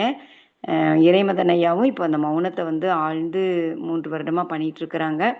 இறை சாதனை மார்க்க அன்பர்கள் அனைவருமே இப்போ கூட இன்னைக்கு கூட ஒரு சென்டர் தொடங்கியிருக்காங்க. மாதவரத்துல ஒரு யோகா சென்டர் தொடங்கியிருக்காங்க. நீங்களும் வாழ்த்திக்கோங்க. நிறைய யோகா சென்டர்ஸ் வரணும், எல்லா மக்களுக்கும் இந்த இது போகணும்னு எல்லாருமே ஐயா வாழ்த்த கடமைப்பட்டிருக்கிறோம். உலக நலத்தொண்டன் மனோகரன் ஐயா அவர்கள் வாழ்க வளமுடன். ஐயா அவர்களது உடல் நலம் வாழ்க வளமுடன். ஐயா அவர்களது அருட்தொண்டு வீட்டில இருந்தே மௌனத்திலே வையகத்தை வாழ்த்திட்டு இருக்கிறாங்க. ஐயாவோட தொண்டு மென்மேலும் சிறக்க வாழ்க வளமுடன். ஐயா அவர்களும் அவர்களது அன்பு குடும்பம் அருட்பேராற்றல் கருணையினால் உடல் நலம் நீலாயுள் நிறை செல்வம் உயர்ப்புகள் மெஞ்ஞானம் ஓங்கி வாழ்க வளமுடன் வாழ்க வளமுடன் வாழ்க வளமுடன் வாழ்க வளமுடன் வாழ்க வளமுடன். ஐயா 1 நிமிடம் அறிவிப்புகள் கொடுத்துட்டு கேள்வி பதில் வச்சுக்கலாமாங்க ஐயா? நன்றிங்க. ஓகேங்க. வாழ்க வாழ்க வளமுடன். ஐயா கிட்ட இதை ஏன்னா குருவை பத்தி கேட்டோம்னா ஐயா வந்து அனுபவபூர்வமான பதில்கள் கொடுப்பாங்க. அது எல்லாருக்குமே வேல்யூபிளா இருக்கும். உங்களுக்கு ஏதாவது சந்தேகம் இருந்தால் நிச்சயமா ஐயா கிட்ட ஹேண்ட் ரைஸ் பண்ணி கேட்கலாம். வாழ்க வளமுடன். நாளைக்கு வந்து வியாழக்கிழமை. வியாழக்கிழமைனாலே ஏஎஸ் ராதாகிருஷ்ணன் ஞானரிசி ஏஎஸ் ராதாகிருஷ்ணன் ஐயாவோட உரை. அதனால நிச்சயமா நம்ம அதில் கலந்து கொள்வோம். அதுக்கப்புறம் காலையில் அதிகாலை பயிற்சிகள் அனைத்து சிறப்பாக நடைபெறும்.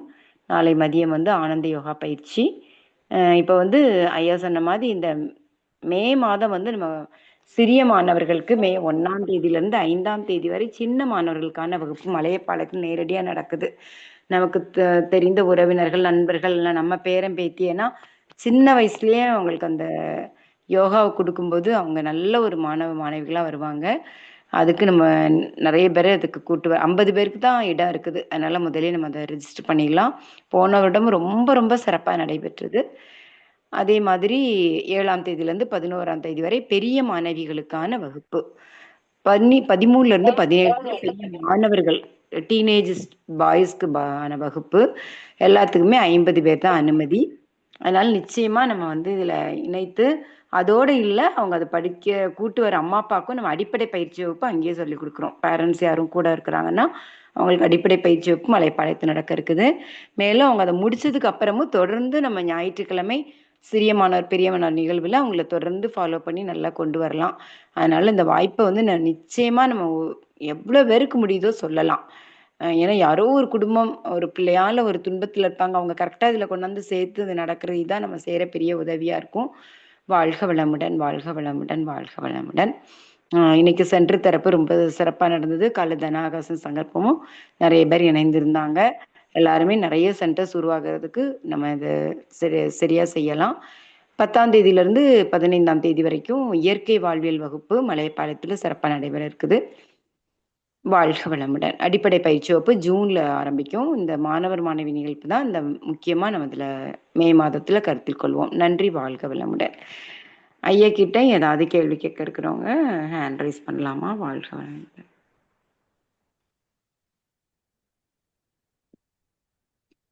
அருட்தந்தை பத்தி உங்களுக்கு ஏதாவது கேட்கணும்னா ஐயா கிட்ட கேட்கலாம். வாழ்க வளமுடன். எல்லாருமே ரொம்ப தெளிவா இருக்காங்க போல இருக்குது. மௌனம் பத்தி இப்ப நீங்க ஆரம்பிக்கும் போது கூட மௌனம் தாங்க ஆரம்பிச்சீங்க. மௌனம் வந்து நம்ம எப்படி ஒரு 10 நாள் 15 நாள் அதை வந்து நிச்சயமா அதை தொடர்ந்து ஃபாலோ பண்ணும்போது தானங்க அந்த நம்மளுக்குள்ள ஒரு கான்ஃபிடென்ட் எல்லாமே நடக்கும். அதை பத்தி உங்களுக்கு மௌனம் பத்தி இன்னும் கொஞ்சம் எங்களுக்கு ஒரு பதில் சொல்லுங்க ஐயா. இல்லைங்கம்மா, அதாவது நாம் பேசாமல் இருக்கும்போது தான் இறைவனை பேசுவான். நாம் இறைவன் பேசுறதை கேட்கறதே இல்லை. இறைவன் பேசுறது நம்ம சான்ஸே கொடுக்கறது இல்லை. எப்போதும் நாமளே தான் வந்து பேசிகிட்டு இருக்கோம். அப்போ இங்கே நிறுத்தும் போது தான் நம்மிடத்துல என்ன இருக்குது, நம்முடைய இயல்பு என்ன. அவங்க மற்றவங்க இயல்பை கூட கண்டுபிடிச்சிருவாங்க. ஆனால் நம்முடைய இயல்பு நமக்கு தெரியாது. ஆனால் அந்த மௌனம் இருக்கும்போது நம்மக்கிட்ட என்ன இயல்பு இருக்குது அப்படிங்கிறது தெரிஞ்சுக்கலாம். அப்போ மௌனத்தில் ஏதாவது பல்வேறு வேலைகளில் 5 புலன்களில் ஈடுபடும் போது எல்லாம் பதிவாகி கொண்டே இருக்கின்றது. இங்கே என்ன இருக்குன்னே தெரியாது. ஆனால் இந்த மாதிரி மௌனம் இருக்கும்போது தான் அங்கேயே இருக்கிறதெல்லாம் வெளியில் வருது. வெளியில் வந்து வெளியில் கூட போகுதுன்னு வைத்துக்கொள்ளலாம். அது மாதிரி போகும்போது தான் நம்மிடத்துல என்ன இருக்குது அப்படின்னு தெரிஞ்சுக்கொள்ளலாம். அதை வந்து சரியான முறையில் செய்தோம்னா குறிப்பிட்ட காலகட்டத்தை பிறகு வந்து மௌனம் கூட தேவையில்லை. ஏன்னா எப்பவுமே நம்ம மௌனமாக இருக்கிறப்ப என்ன மாதிரி இருக்குமோ அதே உணர்வு எப்போதுமே வந்து இருக்கலாங்க. ஆனால் எடுத்த எடுப்பில் அது கிடைக்காது. ஆரம்பத்தில் வந்து ஒரு பயிற்சி செய்யணும். அதாவது ஒரு மணி நேரம். அதாவது நம்ம வீட்டில் நம்ம தனியாக இருக்கிறோன்னா நம்ம யார்ட்டையும் பேசலை, யாரும் நம்மகிட்ட வந்து பேசலை, நம்ம பேசாமல் இருந்தோம். ஆனால் அதுக்கு பேர் மௌனம் கிடையாது. ஆனால் நம்ம மௌனம் இருக்கின்றோம் என்ற உணர்வோடு இருக்கணும். ஃபர்ஸ்ட் 1 மணி நேரம் இருக்கலாம், அடுத்து 2 மணி நேரம், அரை நாள், முழு நாள், அடுத்து முழு நாள்னா முழுமையாக. அதாவது இப்போ ஒரு சாட்டர்டேன்னு வச்சுக்கோங்க. சாட்டர்டே நைட்டு நாம் தூங்க போகிறதால மௌனம் ஆரம்பிக்கணும். ஏன்னு கேட்டிங்கன்னா அந்த மாதிரி ஒரு நினைவோட காலையில் எழுந்து நம்ம யாராவது பேசிடக்கூடாது தப்பி தவறி அப்படின்னு அந்த எண்ணத்தோடையே நம்ம படுக்கும்போது அங்கே நைட்டே மௌனம் ஆரம்பிச்சிருதுங்க தண்ணி அறியாமலே. அதன் பிறகு மண்டே மார்னிங் தான் பேசணும். அப்படின்னா அந்த 2 நாட்கள் முழுமையாக அந்த இரவு நேரத்திலே தூக்கத்தில் கூட மௌனம் இருப்போம். சாதாரணமாக தூங்குறதுக்கு மாதிரி மௌனம் உணர்வோடு தூங்குறதுக்கு நிச்சயமாக வித்தியாசம் இருக்குங்க. அங்கே ஏற்படக்கூடிய மாற்றம் தெரியும். அந்த மாதிரி இருந்து பழகிட்டு அப்புறம் 5 நாள் 10 நாள் இது மாதிரி எல்லாருக்கான வாய்ப்பு கிடைக்குமான்னு கிடைக்காது. நம்ம யாருக்கு எதுக்கு முக்கியத்துவம் கொடுக்குறோமோ அதுக்கு இயற்கை சூழ்நிலை அமைத்து கொடுத்துரும். ஆக அந்த மாதிரி கொஞ்சம் கொஞ்சமாக பழகினா கூட போதும். நீ இன்னும் பாருங்க, சில பேருக்கு காலையில் ஒரு 2 மணிக்கு 3 மணிக்கு வந்துடுறீங்க, ஏதோ ஒரு நினைப்பு வந்துருச்சு, தூக்கம் வர மாட்டேங்குது, ரொம்ப கஷ்டப்படுறாங்க. ஆக தூக்கமாக வரல மாட்டேங்குது, கஷ்டப்படுறாங்க. இந்த இடத்துல ஒரு முடிவு பண்ணுங்க, இந்த நேரத்துல மௌனம் இருக்கேன்னு 1 மணி நேரம் நீங்க மௌனம் இருங்க, படுத்துக்கிட்டே கூட மௌனம் இருங்க, உங்களே அவங்க தூங்கிடுவீங்க. அந்த மௌனம் இருக்கிறோங்கிற உணர்வோடு இருக்கணும். பாருங்க, வேஸ்டாக கவலையை பற்றியோ கஷ்டத்தை பற்றியோ ஏதாவது நினச்சிக்கிட்டு போட்டு ஓல்ட்டிக்கிட்டு இருக்கிறதுக்கு இந்த நேரத்தில் பயன்படுத்தி நான் மௌனம் இருக்கிறேன் அப்படிங்கிற ஒரு உணர்வோடு இருந்தோம்னா உங்களை அறியாமே தூக்கம் வந்துடும், முடிஞ்சிச்சு. அப்போ மௌனத்துக்கு மௌனமும் கிடைக்குது. ஆக தூக்கத்தினால வந்து ஒரு வரக்கூடிய கெடுதலும் கிடையாது, அந்த துன்பமும் கிடையாது, உடனடியாகவும் தூக்கம் வந்துடும். இது கொஞ்சம் கொஞ்சமாக தான் வந்து பழகணுமா. ஆனால் நம்ம எதுக்கு முக்கியத்துவம் கொடுக்குறோம், அந்த இருக்கணும் ஒரு ஆர்வம். அதாவது அதுல இருக்கிற ஒரு டேஸ்ட் அனுபவிச்சுட்டோம்னு வச்சுக்கோங்களேன், பேசுறதுக்கு பிடிக்காது. இதெல்லாம் எதுக்கு போய் பேசிக்கிட்டு, அவங்களுக்கு வேணுமா, அவங்களுக்கு புரிஞ்சாலும் புரியாட்டியும் சரி, அந்தந்த வயசுல அந்த காலகட்டத்தில் இயற்கை சரி அடியை கொடுத்து அது பாட்டுக்கு அந்த பிறவி முடியறதுக்குள்ள ஒரு ஷேப் பண்ணிடும். அது உங்களுக்கு புரியலன்னா சொல்லும் இல்லையா, இன்னும் வேற வேற எப்படியாவது அது இயற்கை வந்து கொடுத்துருங்க. அதனால நம்ம போய் சொல்லி என்னத்தை பண்ண போறோம் அப்படின்னு சமயத்துல அதை நினைச்சா வந்து சரி பேசாம தான் இருக்கிறது நல்லதுதான் வந்து தோணுங்க. இருந்தாலும் வந்து யாராவது ஒரு கேட்டதுல ஒருத்தருக்கு வந்து நம்ம ஒரு சொன்னோம்னா அவங்களுக்கு ஒரு உணர்வு கிடைச்சு அவங்க ஃபாலோ பண்ணாங்கன்னா நல்லா இருக்கும். அதுக்காக தான் சொல்றதை தவிர வேற ஒன்றும் கிடையாதுங்க. அதனால ஆரம்பத்தில் அது மாதிரி இருக்கணுங்கம்மா. ஆனால் பல்வேறு மௌனத்தை பற்றி பல்வேறு கருத்துக்கள் பல்வேறு சொல்லியிருக்காங்க. என்னையை பொறுத்தவரை என்னன்னா, நான் இதை ஃபாலோ பண்ணது என்னன்னா, அந்த மௌனம் இருக்கிறப்ப வேற எந்த வேலையும் செய்யக்கூடாது, தவம் கூட பண்ணக்கூடாது, தட்சணை பண்ணக்கூடாது, புத்தகம் படிக்கக்கூடாது, கேசட் கேட்கக்கூடாது, எதுவுமே இருக்கக்கூடாது, அப்படியே இருக்கும். ஏன்னா நீங்க என்ன வேலை செஞ்சாலும் ஒரு மேல்பதிவா போயிருது. அப்ப கம்ப்ளீட்டா ஒண்ணுமே இல்லாம அப்படி இருக்கும்போது தான் அப்படி ஆக்சுவலா நம்ம இடத்துல இருந்து என்ன வருது அப்படின்னு நமக்கு வந்து தெரியும். ஆக எல்லாத்தையும் ஃபாலோ பண்ணுங்க, இதையும் ஃபாலோ பண்ணி பாருங்க, உங்களுக்கே விஷயம் தெரிஞ்சிடும். இயற்கையே உங்களுக்கு மௌனத்தை கொடுக்க ஆரம்பிச்சு. நன்றி. மிக்க நன்றியா, மிக சிறப்பான விளக்கம். அதாவது மௌனம்னு போட்டுட்டு நம்ம அதுல ஒரு தவம், அதுக்கப்புறம் ஒரு தற்சோதனை, அதுக்குள்ள போகும்போது அந்த தவத்திலையும் திருப்பியும் சிந்தனைக்குள்ளதான் போறோம், அந்த தற்சோதனையும் திருப்பி உள்ள நமக்குள்ள என்ன பதிவுகள் இருக்குங்கிறது உள்ள இருந்து அதுவா கிளம்பி வரணும். அந்த அளவு ஃப்ரீயா அதை விட்டுறணும். அப்பதான் அது வந்து தெளிவான ஒரு மௌனம் ஆகும். அப்போ ஒரு குறிப்பிட்ட காலங்கள் எல்லாம் வந்து முடிச்சு ஃப்ரீயா ஆயிரும். அந்த அளவுக்கு மௌனத்துல வந்து எதுவுமே செய்யக்கூடாது, ஒன்லி மௌனம், கண்ணை மூடி மட்டும் உட்காரணும். நமக்குள்ள பதிவுகள் வந்து அதை எழுதலாமாங்கய்யா, ஏதாவது ஒரு எண்ணங்கள்ல? இல்ல அது கூட அதை எழுதுனா கூட உங்களுக்கு ஒரு வேலை ஆயிருது. எதுவுமே அப்படியே நீங்க அதை எழுத தேவையில்ல. அதுதான் அதெல்லாம் வெளியில போயிட்டு இருக்குங்க. அதை பத்தி நீங்க கவலையே பட தேவையில்லைங்க. அதாவது சில பேர் சொல்லுவாங்க இந்த மாதிரி மௌனம் இருக்கும்போது நல்லா தியானம் நல்லா தவ ஆற்றலை அதிகப்படுத்திக்கலாமாங்க. அதெல்லாம் ஏற்கனவே நீங்க தியானம் பண்ணி வச்சிருக்கணும். நாள்தோறும் தவம் செய்து வச்சிருக்கணும். இந்த நேரத்துல பயன்படுத்திக் கொள்வது நம்மை பற்றி புரிந்து கொள்வதற்காக, தெரிந்து கொள்வதற்காக, அந்த மனதில் என்ன பார்ப்பதற்காக. அதனால அங்க வந்து ஒன்றுமே செய்ய தேவையில்லை, தானாவே வெளியே போயிடும். நன்றிங்க ஐயா. கோகிலா குணசேகரன் அம்மா, அட்மிட் கொடுத்துருக்கேம்மா. ஐயா வாழ்க வளமுடன். அம்மா வணக்கம், வாழ்க வளம். சொல்லுங்க ஐயப்பா. மௌனம்னா அமைதியா உட்காருனா ஒரு எண்ணம் வந்து அதையவே ஃபாலோ பண்ணிட்டே அப்படியே யோசிச்சுட்டே போகணுமாங்க, அப்படியே போயிட்டு இருக்குமாங்க ஐயா? அது வேண்டாம், இது வேண்டாம், அது என்ன கட் பண்ணிட்டு அடுத்தது அப்படியே என்னன்னு அது இன்னும் தெளிவா ஒன்றும் தெரியலைங்க ஐயா. அது என்ன பண்ணாலும் அது வந்துகிட்டு தான் இருக்குமா. அது எண்ணம் தொடர்ந்து வந்து கொண்டு தான் இருக்கும். எப்படியா இருந்தாலும் நீங்க வந்து கட் பண்ணாலும் கட் பண்ணாட்டியும் மாறி நீங்க கவனிக்கிறீங்க. அது நம்ம எரியாம நடக்குமா. ஒரு எண்ணம் வருது, நீங்க ரொம்ப எதுவுமே இல்லாம இருக்கணும்னு நினைக்கிறீங்க, அது முடியாது. ஒரு எண்ணம் வருது, செயின் மாதிரி இன்னொரு எண்ணம், இன்னொரு எண்ணம், இன்னொரு எண்ணம், இன்னொரு எண்ணம், பார்த்தீங்கன்னா ஒரு 1/2 மணி நேரம் போயிடும். அப்புறமே தோணும், அடடா இப்ப நம்ம மௌனம் இருக்கிறோம், என்னது 1/2 மணி நேரமா மாத்தி மாத்தி வந்து இவ்வளவு நேரம் வந்துச்சு அப்படின்னு திரும்ப நீங்க வருவீங்க. திரும்ப வரும், பரவாயில்ல, நம்ம கையில அது எதுவுமே கிடையாது, சரி பரவாயில்ல, எது வந்தாலும் பரவாயில்ல, அப்படியே வந்து இருக்க வேண்டியதாங்கம்மா. அது தண்ணி மீறி வந்தாலும் பரவாயில்ல அப்படின்னு விட்டுற வேண்டியதான். நம்ம நோக்கம் என்னன்னு கேட்டீங்கன்னா பேசாம இருக்கணும். அதாவது இந்த 5 புலன்கள்ல இந்த வாய்ப்பேச்சு, இந்த ஒரு புலனை நாம வாலண்டியரா அதை நிறுத்தும் போது நம்முடைய மூளைக்கும் பிரபஞ்சத்துக்கும் இணைப்பு கிடைத்து விடுகிறதுங்க. அது எல்லாமே அதுக்கப்புறமே பார்த்துக்கணும். நம்ம எந்தவித பிளானும் பண்ண வேணாங்க. நாம வந்து சும்மா இருக்கிறது, அதாவது அமைதியாக இருப்பது. அப்படியே இருக்க வேண்டியதான். எண்ணங்கள் இல்லாம இருக்கணும், எண்ணங்கள் குறைஞ்சு போகணும், அப்படி எந்தவித கண்டிஷன் இல்லாம அந்த குறிப்பிட்ட நேரம் அப்படியே இருக்க வேண்டியதாங்கம்மா. அது இயற்கை வந்து நம்மை அடுத்த கட்டத்துக்கு அதுவே கொண்டு போயிருங்க. நமக்கு தெரியாது, நம்ம பிளான்லாம் பண்ண வேணாம். இயற்கை எப்படி நம்மளை கொண்டு போய் உண்மையான அந்த ஒரு ஆர்வம், ஒரு தாகம், ஒரு ஏக்கம், இறைவனை பற்றி தெரிஞ்சுக்கணும், நம்ம மீறியை பற்றி தெரிஞ்சுக்கணும் அப்படிங்கிற உணர்வோடு மௌனம் இருந்தால் போதுமானது. அதுவே வழி நடத்த. இது நான் வந்து வார்த்தையில வந்து சொல்ல முடியும். ஒவ்வொருத்தருக்கும் ஒவ்வொரு விதமா இருக்கும். வார்த்தையில சொல்ல முடியாது. ஆனால் இதை மட்டும் எதுவுமே இல்லாம இருந்தோம்னா இயற்கையே நம்மை வந்து வேற இடத்துக்கு அது தானாவே அழைத்து போயிருங்க. அது என்ன வேணாலும் பண்ணுங்கம்மா. அதனால நம்ம ஞாபகம் வச்சுக்க வேண்டியது, அந்த இடத்துல எழுததோ, படிப்பதோ, தவம் பண்றதோ, தச்சோனை பண்றதோ எதுவுமே கிடையாது. அதாவது நீங்க வேலை பார்த்து கொண்டு மௌனம் இருக்கலாம். ஆனா மௌனம் இருந்து விட்டு எந்த வேலையும் பார்க்க கூடாது. பாருங்க, நீங்க வீட்டு வேலை பார்க்குறீங்க, அப்ப நம்ம மௌனம் இருக்க நினைச்சிட்டு இருக்கலாம். ஆனா தனியா மௌனம் என்று ஒதுக்கி விட்டீர்கள் என்றால் அப்படியே தான் இருக்கணும்.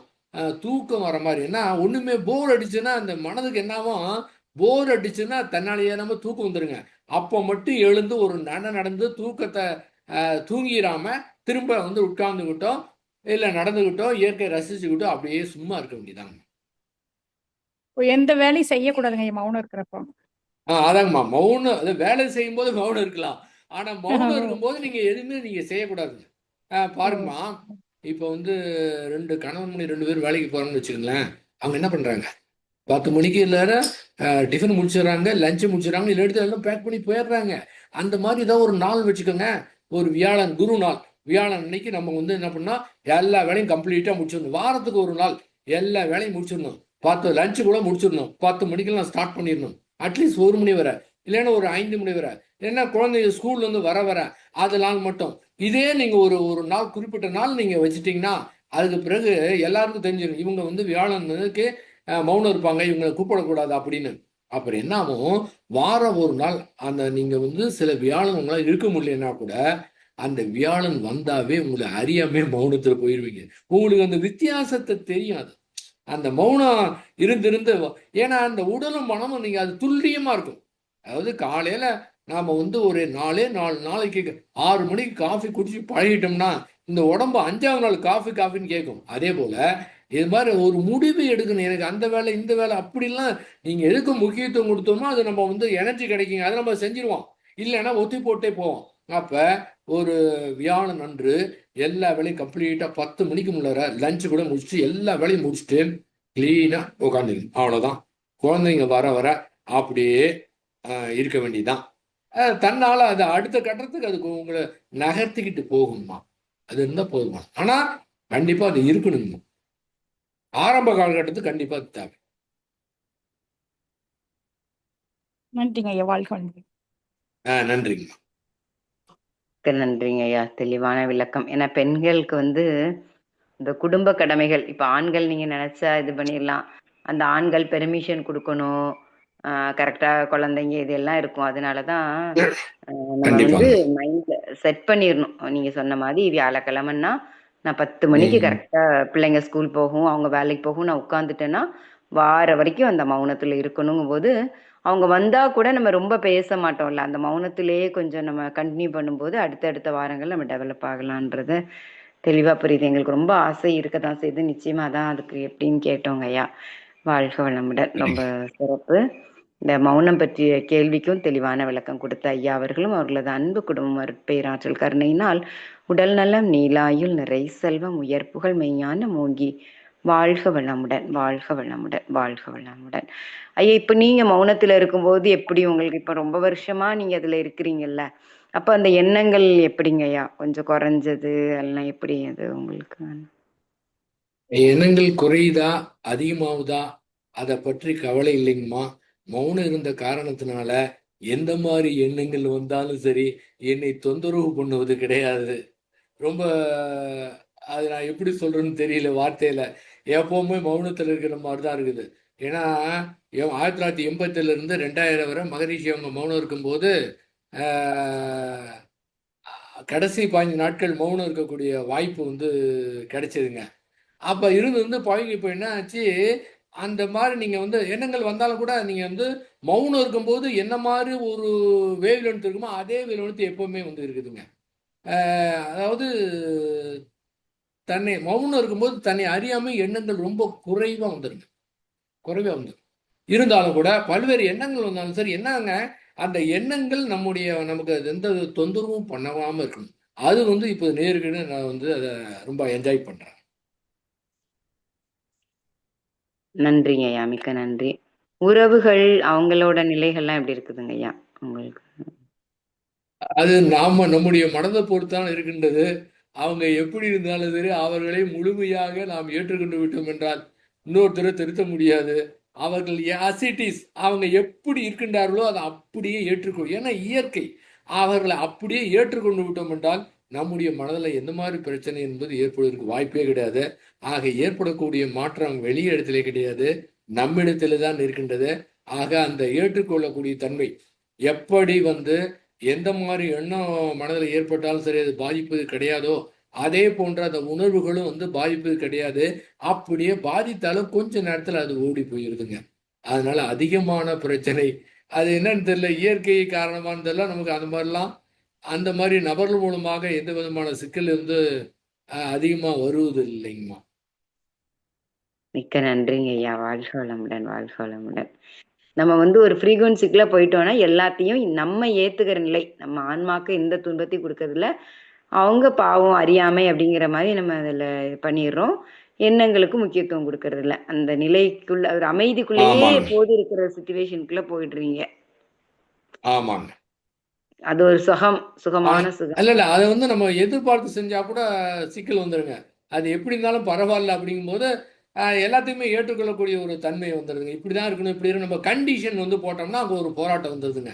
இப்போ போராட்டம் இல்லாத நிலைங்கிறது அப்படியே ஏற்றுக்கிட்டோம் அப்படின்னா இங்கே பிரச்சனை என்பது ஏற்படுறதுக்கு வாய்ப்பே கிடையாது.